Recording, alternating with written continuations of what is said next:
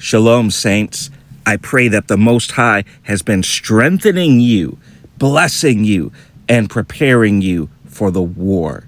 Saints, have you ever stopped to look at the story of the exodus of our forefathers from the land of Egypt that we find in the book of Exodus chapter 12? I found something fascinating in that story. Join me for a brief word of prayer. Abba Yahuwah, we pray that you would be exalted, that your name would be set on high, and that you would be gloriously magnified in all of your people and in the eyes of all of those who hate your people. Speak, Yahuwah, for your servant here. In Yahusha's holy name, so be it. Saints, look at Exodus chapter 12, verse 40. Now the sojourning of the children of Yasharel, who dwelt in Egypt, was 430 years. We know that the actual Hebrew was, if you will, distorted, because instead of saying who dwelt in Egypt, it actually reads who dwelt in Egypt and in Canaan. Egypt and in Canaan. Because what the Most High is doing is starting with the period when Abraham first entered the land of Canaan and moving to the period, the day when the children of Israel exited the land of Egypt. We spent 215 years from the day Abraham entered Canaan until the day Jacob brought the 70 persons with him down into the land of Egypt. And then, saints, there was 215 more years from the day Jacob and the children of Jacob entered into Egypt to the day the children of Israel departed from Egypt. 430 years. That is indisputable proof that this Exodus that's talked about here in Exodus chapter 12 is not the same event that the Most High discusses in Genesis chapter 15 when explaining the 400-year captivity to Abraham. They're different events. So 430 years in the first Exodus, 215 years in Canaan, 215 years in Egypt, 430 years in the first Exodus, and then 400 years in the second Exodus. 400 years in the lead up to the second Exodus. But what really caught my attention was Exodus 12, verse 41. And it came to pass at the end of the 430 years, even the self same day it came to pass, that all the hosts of Yahuwah went out from the land of Egypt.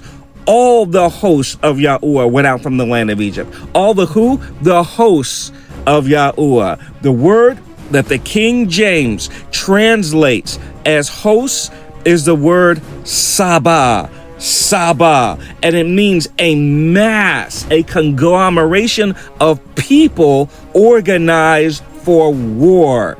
You could have substituted this word host. All the armies of Yahuwah went out from the land of Egypt. How in the world were these armies? These were former slaves. These had no weapons. They had no swords. They had no spears. They had nothing but their personal belongings and shepherd and farm implements. They had their oxen and their cattle.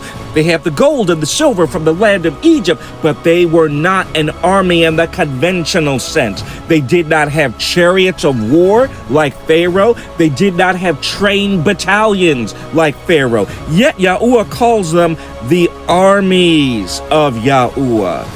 The children of Israel were the armies of Yahuwah. And you know how we know that? We know it because when you drop down to Exodus chapter 12, verse 51, we see something else extraordinary. And it came to pass the selfsame day that Yahuwah did bring the children of Yasharel out of the land of Egypt by their armies.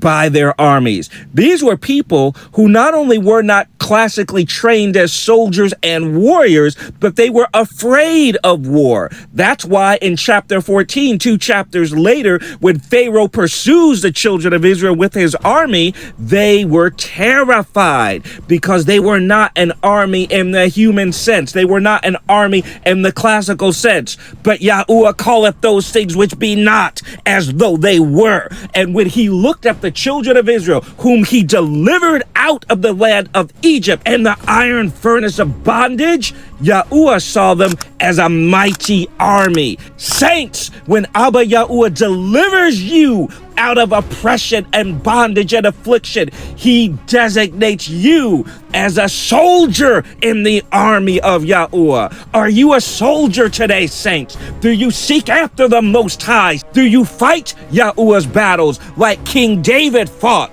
Saints, if you are not a member of the army of Yahuwah, then you will never make it out of the second Exodus. You will never be delivered and redeemed because Yahuwah ain't looking for no coward soldiers. He wants soldiers. He wants the host, his army.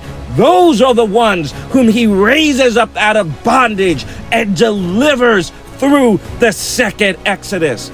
The world may see you as weak, but Yahuwah says, let the weak say, I am strong. Let the redeemed of Yahuwah say so, whom he hath redeemed from the hand of the enemy. Saints, I pray today that you will view yourself in exactly the same way that the Most High views you, as a member of the army of Yahuwah.